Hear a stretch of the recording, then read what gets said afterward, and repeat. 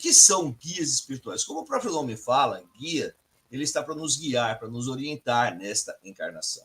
Esses espíritos de luz, espíritos luzeiros, eles estão aqui para nos acompanhar durante toda a nossa caminhada. Porque quando nós resolvemos encarnar, alguns espíritos firmaram o compromisso de nos guiar e nos orientar nessa encarnação.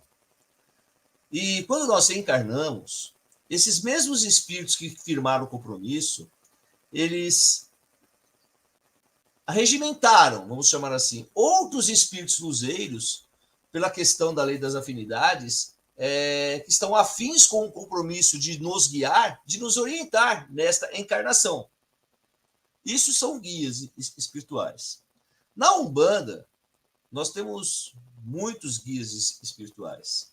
Nós podemos começar como os caboclos, os pretos velhos, os herês, os baianos, os ciganos, os boiadeiros, os marinheiros, os Exus, Pombagiras, Exu e Pombagira Mirim, são os nossos guias espirituais, aqueles que nos orientam, que estão aqui para nos orientar e espera de nós o nosso melhor. Quando nós saímos da linha, são eles que nos guiam. Por isso que o nome é guia. Guia de guiar. Guiar. Né? De guiar nessa encarnação. Para que nós possamos cumprir a nossa missão. E qual seria a nossa missão? A nossa missão, primeiro, seria sermos felizes. Estarmos em equilíbrio mental e espiritual. Estarmos em equilíbrio racional e emocional. Estarmos em equilíbrio. Porque a partir do momento que nós estamos em equilíbrio mental, espiritual, racional e emocional, nós estamos bem com tudo à nossa volta. Algumas pessoas são mais emotivas. Eu, por exemplo, sou muito emotivo. Sou emotivo demais, às vezes. Eu sou muito emotivo mesmo.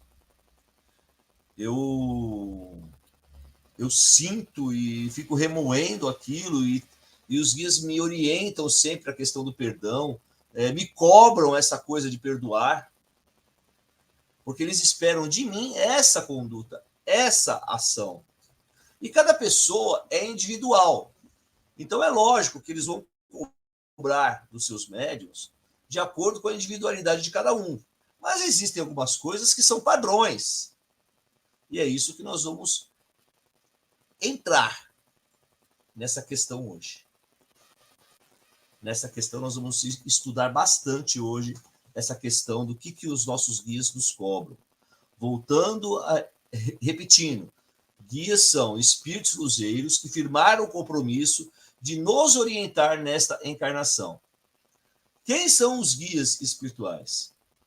Na Umbanda, nós temos os caboclos, pretos velhos, herês, baianos, ciganos, boiadeiros, marinheiros, Exus, Pombagiras, Exus Mirins e outras linhas de acordo com a doutrina de cada um. Aí nós podemos citar os malandros, a falange do seu Zé Pilintra, e muitas outras aí. Tem pessoas que trabalham com outras linhas de Umbanda, e não cabe a mim aqui julgar se está certo ou se está errado. Se é verdadeiro ou não. Estou aqui dizendo que são guias. E para mim, a partir do momento que trabalha dentro da Umbanda, são guias espirituais que estão prontos para nos guiar, nos orientar a sermos felizes e cumprir a nossa missão nessa encarnação. A nossa missão, como eu já disse, é estar em equilíbrio, mas também eu estendo esta missão. Muitas vezes, nós temos a missão na família em que nós nascemos, para resgatar aquela questão familiar. Então, nós nascemos em uma família que a nossa missão é resgatar aquele compromisso familiar que nós temos dentro daquela família, daquele seio familiar que nós nascemos.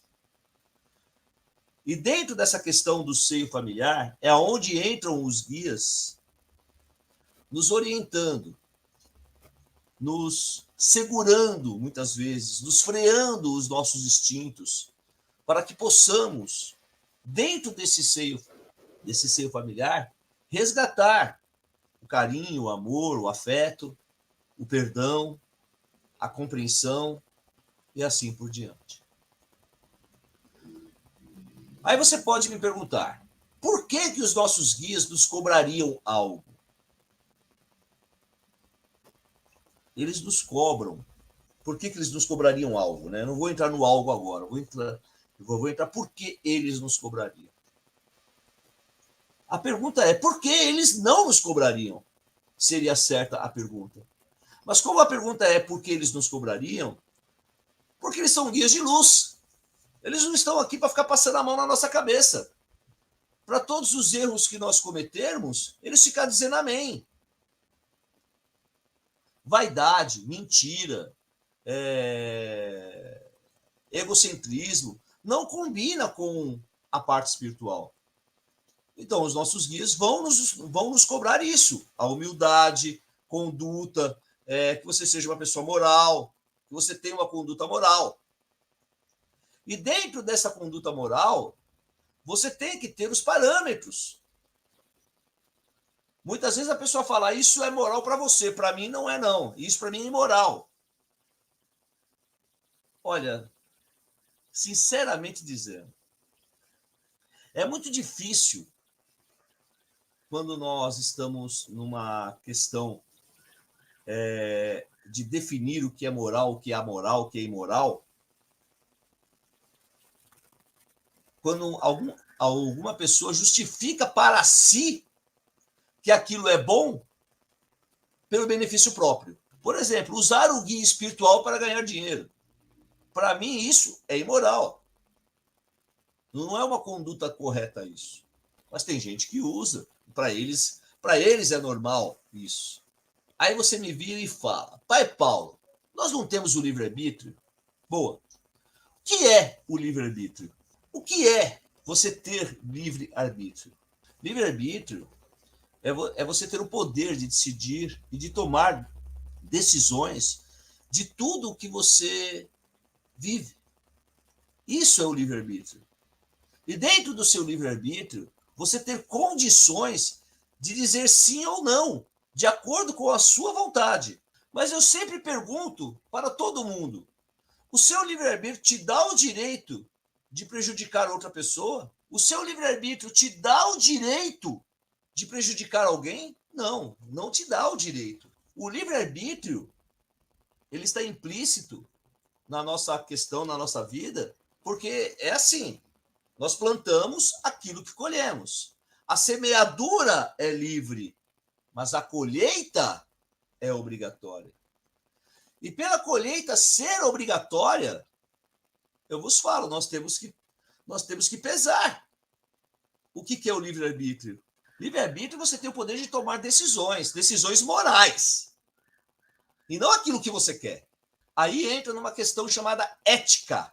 Posso, quero e devo. O que é ética? Ética é o conjunto de valores que define a sua conduta, que define o seu modo de viver, que define como você vai ser e como você vai estar. Isso é ética.